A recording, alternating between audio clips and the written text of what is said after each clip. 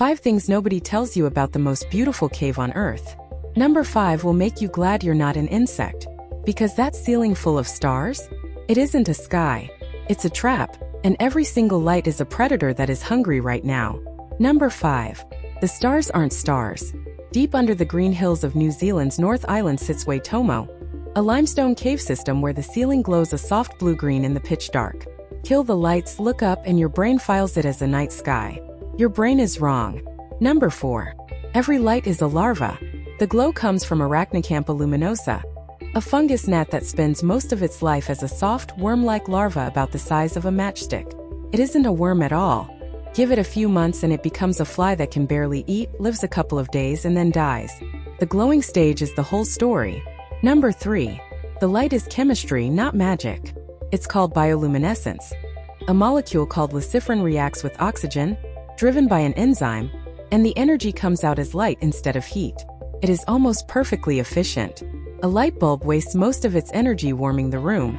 This larva runs a lamp on the back of its own body and barely warms the air around it. Number 2. Under every light hangs a fishing line. The larva builds a mucus hammock on the ceiling, then lowers dozens of silk threads, each one beaded with sticky droplets like a necklace of glue. Some threads drop 20-30 centimeters. Midges and mayflies hatch from the underground river below, fly toward the brightest thing they can see, and hit the lines. The larva reels the thread up and eats them alive. Number 1. The hungrier they are, the prettier the cave gets. This is the detail that changes how you look at the photos. A well-fed larva dims. A starving one burns brighter, because brighter means better bait. So that dazzling, jaw-dropping ceiling everyone photographs? You are essentially looking at a room full of desperate, starving animals, all advertising as hard as they can. And here's my own addition, the part the viral clips leave out. They will eat each other. Larvae compete for ceiling space, and if a neighbor's threat strays too close, the fight ends the way you'd expect. That beautiful constellation is also a territorial standoff. There's also a rule for visitors that sounds strange until you understand the biology. Guides ask for total silence and no flash photography. It isn't just etiquette. Bright light and vibration make the larvae dim down, and a dimmed larva catches nothing. Your camera flash can genuinely cost one of them a meal. The caves themselves are a slower kind of miracle. Waitomo's limestone was once a seabed.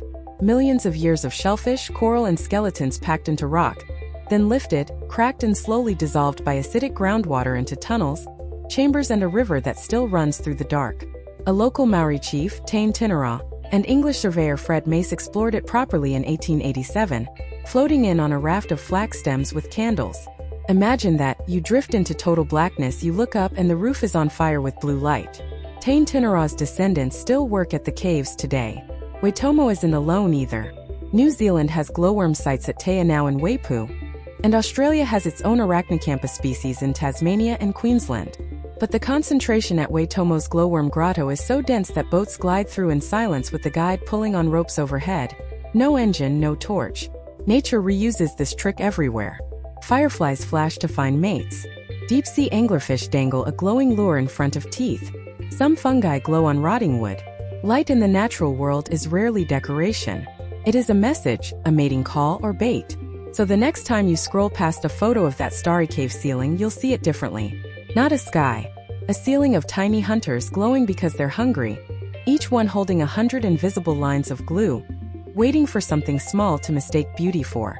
Safety. That's what I love about this planet. The most beautiful thing in the room is almost always the most dangerous, and it's hiding in plain sight until somebody explains the mechanism. If this rewired how you see a cave ceiling, subscribe. I dig into one strange piece of the natural world every week.